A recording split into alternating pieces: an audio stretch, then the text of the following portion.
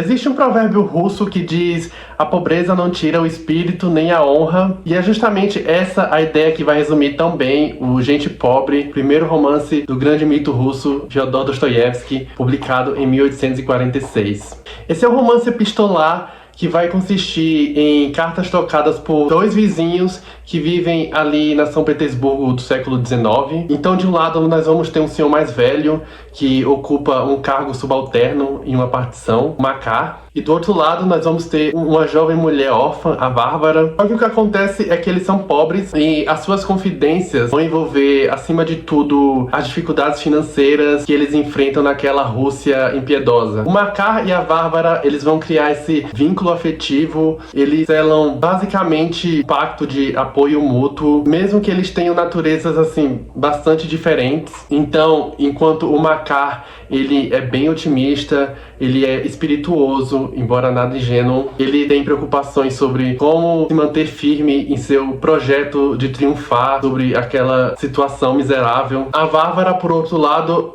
ela vai ser mais nostálgica, ela é pessimista, as suas cartas têm sempre aquele tom de lamúria, lamento. O romance, ele não tem necessariamente uma grande trama maior acontecendo ali. O que existe aqui é aquela atmosfera de esperança sobre a miséria. Dois personagens estão sempre muito preocupados um com o outro e vão se unindo para superar os constrangimentos do dia a dia de quem vive naquela situação. Assim, constrangimentos que envolvem um aluguel atrasado ou alguém que precisa de uma peça de roupa nova. Então, o Makar e a Bárbara, eles vão sempre trocando observações, memórias, expectativas. Embora eles tenham visões que muitas vezes conflitam, lembrando que eles são de gerações diferentes, vai ser justamente isso que vai dar a liga do relacionamento ali dos dois. A Bárbara, então, ela vai se tornar a grande motivação do Makar. É ela que vai sempre mantê-lo lúcido e muito focado. As confidências entre os dois, então, vão assumindo cada vez mais áreas de um amor que ora vai soar platônico, ora vai ser um pouco mais fraternal. É uma coisa bem ambígua nesse romance, pelo menos ficou pra mim a natureza daquele afeto. Pensando nisso aqui como um romance de estreia, é impressionante como o Dostoiévski, ele vai saber articular aquele espírito do chamado homem sem importância. Seria aquele personagem que passa despercebido pelos ciclos sociais, sendo que ele próprio é o maior algoz do sistema no qual ele está inserido. Então, o projeto de literatura do Dostoiévski já começa com temas bem audaciosos, embora isso ainda não apareça aqui de forma tão pulsante como vai acontecer ali mais pra frente na trajetória dele. E depois, a gente rica não gosta de ouvir os pobres se queixando da sua má sorte. Dizem que incomodam, que são impertinentes. A pobreza é sempre impertinente mesmo, talvez porque seus gemidos famintos lhe perturbem o sono. O Gente Pobre, então, é sobre esse duelo não necessariamente entre o indivíduo e a sociedade opressora, mas sobretudo entre o indivíduo e esse espectro da pobreza que trabalha não só contra os seus recursos financeiros, mas acima de tudo para corromper o seu espírito. Para contrapor isso, existe aqui justamente a fraternidade.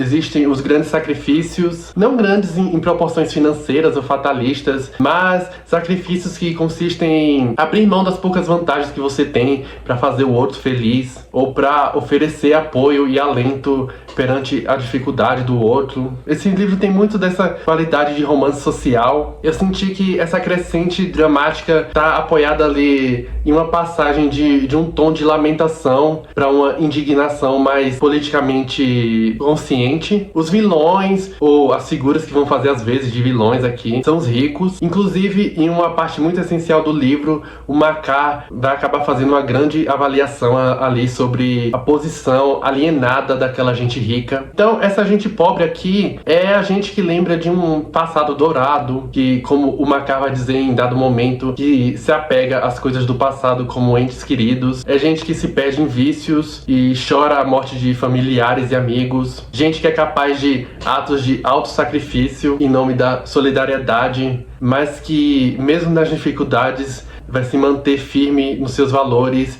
e vai manter a sua dignidade sempre em perspectiva. Ao longo do romance, o Makar vai lançando diversas observações, ele vai abordar essa experiência da pobreza sobre vários prismas. Então ele vai analisar ali a atitude que ele considera como revoltante e corrupta do mendigo, aquela prática de pedir esmolas, e vai apelar para figuras de crianças, ou vai acabar apelando para um senso de moral cristão. O Dostoiévski também encontra espaço para muitos simbolismos. Tem uma cena em que o Makar vai fazer uma cagada no trabalho dele e acaba sendo chamado ao escritório do chefe. Diante daquela situação humilhante, o botão do casaco já tão surrado dele vai acabar cedendo e caindo ali na frente do chefe. Ou seja, o último fiapo de dignidade que ele tinha vai acabar se desfazendo perante ali de uma figura que ele considera como o superior. Até o fazer literário vai ser uma questão aqui no Gente Pobre. Em dado momento, o Makar ele vai recusar uma espécie de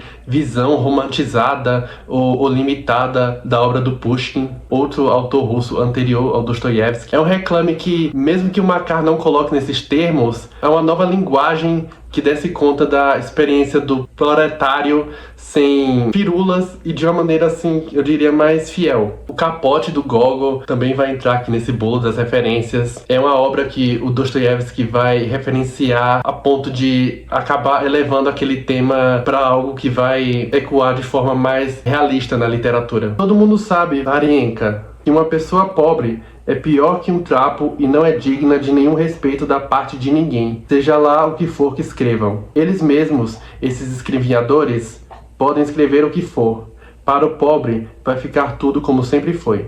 O grande triunfo do Makar está também em conquistar, finalmente, o seu estilo de escrita. É um estilo que vai se aprimorando ao longo do romance, deixa de ter aquele tom mais caótico de um homem que, segundo o Makar, não consegue se organizar muito bem estilisticamente, então vai fazendo o ditado ali do próprio pensamento, e ele vai acabar evoluindo para um remetente que consegue estruturar muito bem os seus relatos nas suas cartas. O que torna a abordagem do Dostoiévski fascinante é que ele reconhece de uma maneira assim bem realista que o dinheiro ele desempenha um papel essencial nessa busca pela realização pessoal. A pobreza ela aparece aqui como um obstáculo entre o homem e a sua dignidade. Só que eu notei aqui no final do livro, não vou dar spoiler, mas o grande triunfo do Makar também tem muito a ver com um ato de um certo personagem ali que pode ser visto como solidariedade cristã ou como uma atitude de tomada de consciência social. Este é o segundo romance que eu leio do Dostoiévski. Eu já li Crime e Castigo no ano passado. Foi definitivamente uma experiência transformadora e por isso que eu me lancei nesse projeto de tentar ler, se não todos,